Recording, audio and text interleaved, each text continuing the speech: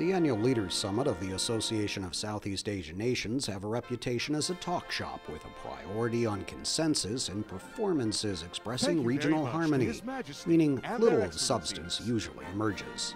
The news tends to get made on the sidelines when presidents and prime ministers hold one-on-one talks.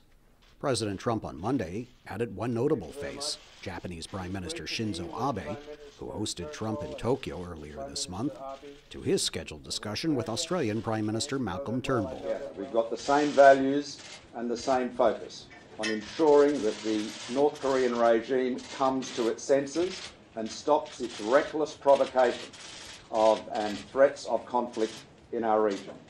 Peace and stability have underpinned the prosperity of billions of people over many decades, and we're going to work together to ensure we maintain it.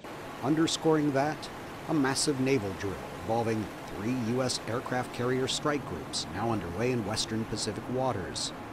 The U.S. naval vessels and aircraft are joined by elements of the South Korean Navy and Japanese Maritime Self-Defense Force. Trump says he will make a major statement covering North Korea and trade Wednesday, after he returns to the White House. And a lot of great things have happened for our country, and I think for the world. A lot of elements were solved or in the process of being solved. The president says $300 billion of sales by American companies have been generated during his journey. It appears that much of that amount, however, is derived from non-binding memoranda of understanding signed in Beijing and Hanoi. Not everyone was happy to see Trump and the other leaders in town. Several thousand militant protesters clashed with riot police who responded with truncheons, water cannons, and sonic alarms to keep the demonstration out of sight of the delegates. There were some injuries and a few arrests. Protesters shouted for Trump to leave and accused the United States, a former colonial ruler of the Philippines, of looking for overseas wars.